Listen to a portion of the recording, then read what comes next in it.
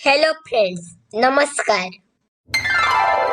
ଆଜି ଆମେ ସପ୍ତମ ଶ୍ରେଣୀ ସାହିତ୍ୟ ବହିର ଦରଜା ଖୋଲିଦେବା ବିଷୟଟିକୁ ପରିବେଷଣ କରିବାକୁ ଯାଉଛୁ।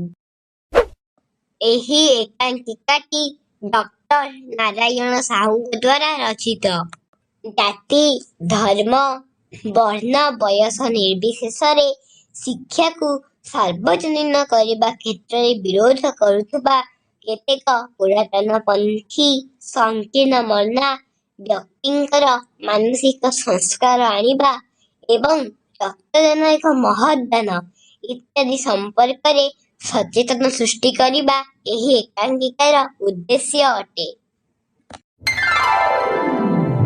ନାଟକର ପ୍ରଥମ ଦୃଶ୍ୟ। ଆଜି ହେଉଛି ଛୁଟି ଦିନ। ସ୍କୁଲ ଘର ଭିତରକୁ ପଶି ଆସିଛନ୍ତି ଦୁଇଟି ପିଲା। ପାଠ କ'ଣ ସେମାନେ ଜାଣନ୍ତି ନାହିଁ। ପିଲାବେଳୁ କାମ କରି ପେଟ ପୋଷିଛନ୍ତି। ଶ୍ରେଣୀଗୃହର ପରିବେଶ ଦେଖି ସେମାନେ ଆଶ୍ଚର୍ଯ୍ୟ ହେଉଛନ୍ତି।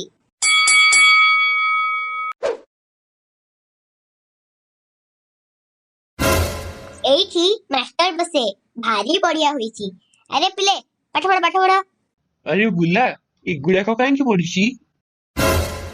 ଆରେ ବୋକା, ଏତିକି ଜାଣିନୁ? ସେଠି ପିଲାଏ ବସନ୍ତି, ଆମରି ଭଳିଆ ପିଲା। ଆମ ଭଳିଆ? ଆମେ ତ ଜନ୍ମ ହେଇଛେ ମୂଲ ଲାଗି ପେଟ ପୋଷିବା ପାଇଁ। ରହିମ୍, ଗୋଟେ କଥା ପଚାରିବି, ସତ ସତ କହିବୁ। ପଚାରୁନୁ, ପଚାର। ପିଲା ଗୁଡାକ ଏଇ ଘର ଭିତରକୁ ପଶିଲା ବେଳେ ତୋର କ'ଣ ଇଚ୍ଛା ହୁଏନି ସେମାନଙ୍କ ସାଙ୍ଗରେ ଆସିବା ପାଇଁ? ଦେଖେ ବୁଲା, ଆମେ ତ ପତର ଗୋଟେଇବା ଲୋକ। ତୋଟା ମୂଲ କାହିଁକି କରିବାକୁ ଯିବା? ଏଠିକି ଆସିଲେ ଖାଇବା କ'ଣ? କିଏ ଦବ ଖାଇବାକୁ? ହଁ, ସତ କଥା। ଆମର ଆଗକୁ ଅଛି ନା ପଛକୁ ଅଛି? କାମ କଲେ 2 ପଇସା ଆସିବ, ନହେଲେ ଖାଡ଼ା ଖାଡ଼ା ଉପାସ।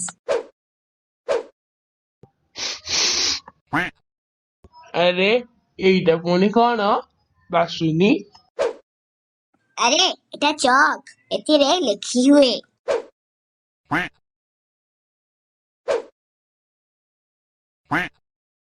ଏ ପଟାଟା କାହିଁକି ଏଠି ଅଛି? ଆରେ ବା, ଲିଭି ଯାଉଛି ତ। ରହ ରହ।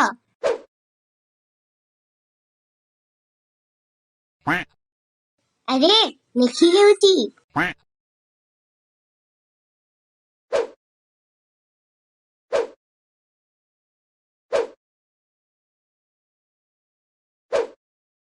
ତୁ ଏଇଟା ଧର, ମୁଁ ତା ଛବିଟା କରେ। କାହାର? ସେଇ ଯୋଉ ମାଷ୍ଟର ଏଠି ପଢଉଛି।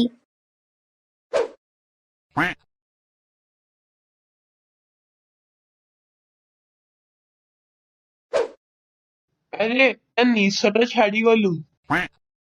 ଏଥରକ ହୋଇଗଲା ତ? ହଁ। ନା, ହେଲାନି, ଆହୁରି ରହିଗଲା। ତା ଛତାଟା ଛାଡିଗଲ।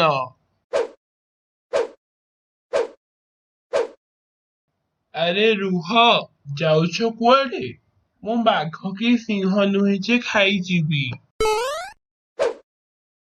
ଆଚ୍ଛା କହିଲ, କାହାର ଛବିଟା ବନଉଥିଲ? ହଁ ହଁ କୁହ, ଡରିବାର କିଛି ନାହିଁ। ତମର ଆଜ୍ଞା। ହଁ, ମୁଁ ସେଇଥିଲାଗି କହିଲି, ଛତାଟା ଛାଡିଗଲ। ଏଇଟା ହଉଛି ସେଇ ଛତା। ଆଜ୍ଞା, ଆମେ। ଆରେ ଡରୁଛ କାହିଁକି? ଆଚ୍ଛା କହିଲ ଦେଖି, ତମ ଦିହିଙ୍କ ନାଁ କ'ଣ? ମୁଁ ରହିମ ଆଉ ଏ ବୁଲା। ତମେ କରୁଛ କ'ଣ? ଆମେ 2 ଜଣ ପ୍ରଧାନ ବାବୁର ଇଟା ଭାଟିରେ କାମ କରୁଛୁ। ଏତେ ଅଳ୍ପ ବୟସରୁ? ଅଳ୍ପ ବୟସ କ'ଣ? 18-19 ହେଲାଣି। କାମ କରି କରି ଏମିତି ଦିଶୁଛୁ ଆଜ୍ଞା। ଯେଉଁ ହାତ ସିଲଟ ଖଡି ଧରିବା କଥା, ସେଇ ହାତ ଯଦି ଇଟା ପଥର ଭାଙ୍ଗିବ, ତେବେ ଏ ଦେଶର ଭବିଷ୍ୟତ କ'ଣ? ମାଷ୍ଟର ବାବୁ, ପାଠଟା କ'ଣ ନିହାତି ଦରକାର? ହଁ, ଖାଇବା, ପିଇବା, ପିନ୍ଧିବା ଆଉ ରହିବା ଭଳି ପାଠଟା ବି ଦରକାର। ଆମେ ତ ପାଠ ପଢିନୁ, କାହିଁ ଆମର ତ କିଛି ଅସୁବିଧା ହୋଇନି। ଆଚ୍ଛା କହିଲ, ମୁଁ ତମ ଦିହିଁକି ଦିନେ ଅନ୍ଧାର ରାତିରେ ଏକ ଘର ଭିତରେ ଛାଡ଼ିଦେବି, ଆଉ ମୁଁ କହିବି ମୁଁ ତାଳି ମାରିଲା ମାତ୍ରେ ମତେ ଦିଟା ଚକ୍ ଆଣିକି ଦେବ। ପାରିବ? କୁହ। ନା, କାହିଁକି ପାରିବନି? ଅନ୍ଧାରରେ କିଛି ଦେଖାଯିବନି। କଣ ଦରକାର ହବ? ଆଲୁଅ। ପାଠ ହେଉଛି ସେମିତିକା ଗୋଟାଏ ଆଲୁଅ, ଯାହା ଅନ୍ଧାର ରାତିରେ ତୁମକୁ ଚକ୍ ପାଖକୁ ନେଇଯିବ। ଆଚ୍ଛା, ତମେ କଣ କେଉଁଠି କାମ କରିଛ କହିଲ? ଏଇ ସ୍କୁଲ ଘରେ ଯେତେ ଇଟା ନାଗିଛି ସବୁ ଯାକ ଆମେ ବୋହିଥିଲୁ। 5 ଜଣ ପିଲା। ପ୍ରଧାନ ବାବୁ ଆମକୁ 150 ଟଙ୍କା ଦେଇଥିଲା। 5 ଦିନ 5 ରାତି ଲାଗିଥିଲା। 150 ଟଙ୍କାରେ ରାଜି ହୋଇଗଲ? ଆହୁରି 50 ଟଙ୍କା ବଳିଥିଲା। ରାତିରେ ସିନେମା ଯାଇଥିଲୁ। ମେରା ନାମ ଜୋକର। କି ବଢିଆ ଗୀତ। ହୋଟେଲରେ ସେଦିନ ରାତିରେ ଖାଇଥିଲୁ କୁକୁଡ଼ା ମାଉଁସ ଆଉ ପରଟା।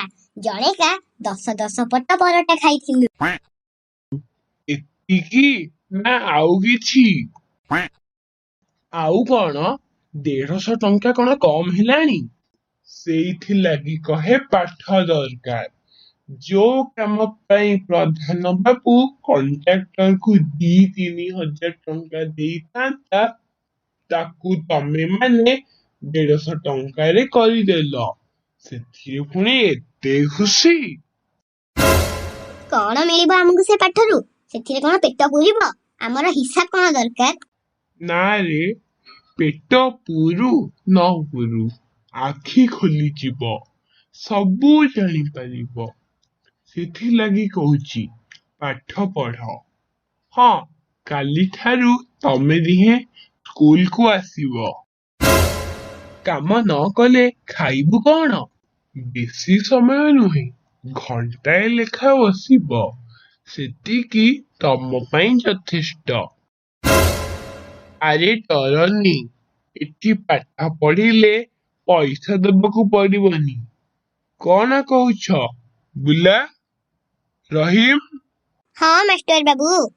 ମାଷ୍ଟର ବାବୁ ନୁହେଁ, ଗୁରୁଜୀ।